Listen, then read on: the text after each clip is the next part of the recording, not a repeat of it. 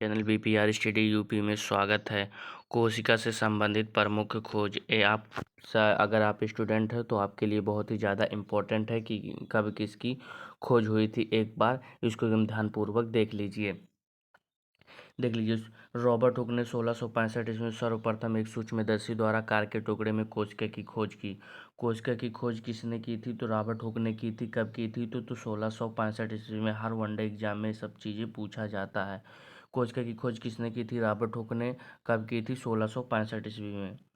अब देखिए, इन्होंने उन्नत सूक्ष्मदर्शी द्वारा तालाब के जल में स्वतंत्र रूप से जीवित कोशिकाओं का पता लगाया।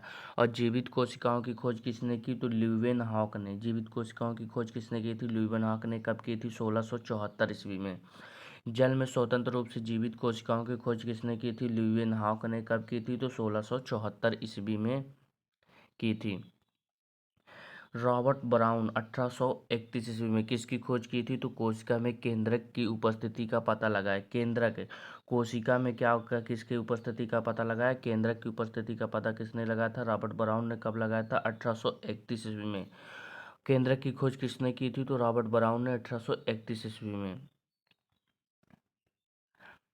1838 से 1839 इन्होंने कोशिका सिद्धांत के विषय में पता लगाया। इस सिद्धांत के अनुसार सभी पौधे तथा जंतु कोशिकाओं से बने हैं और कोशिकाएं जीवन की मूलभूत इकाई है। कोशिकाओं क्या है? जीवन की मूलभूत क्या है? इकाई है। किसने बताया था? स्लाइडेन तथा स्वान ने। एक साल 1838 से 1839 तक इन्होंने खोज की। इन्होंने कोशिका सिद्धांत के विषय में बताया कि इस सिद्धांत के अनुसार सभी पौधे तथा जंतु कोशिकाओं से क्या होते हैं? मिलकर बने होते हैं। और जो कोशिका होती है वो जीवन की क्या होती है? मूलभूत इकाई होती है। 1839 ईस्वी में पुरकुंजे ने क्या बताया था? कोशिका के द्रव्य तत्व के लिए जीव द्रव्य शब्द का प्रतिपादन। जीव द्रव्य शब्द का प्रतिपादन किसने किया था? पुरकुंजे ने। कब किया था? 1839 ईस्वी में। जीव द्रव्य का प्रतिपादन किसने किया था? पुरकुंजे ने, 1839 ईस्वी में। बिरचो बिरचो कब किए थे? 1855 ईस्वी में। किसकी खोज की थी? तो कोशिका सिद्धांत को आगे बढ़ाया और बताया कि सभी कोशिकाएं पूर्ववर्ती कोशिकाओं से मिलकर बनी होती हैं। जो कोशिकाएं होती है वह पूर्ववर्ती कोशिकाओं से क्या होती है? मिलकर बनी होती है। जो कोशिकाएं होती है पूर्ववर्ती कोशिकाओं से मिलकर बनी होती है। किसने बनाया था? तो बिरचो ने बताया था। कब बताया था? 1855 ईस्वी में बताया था।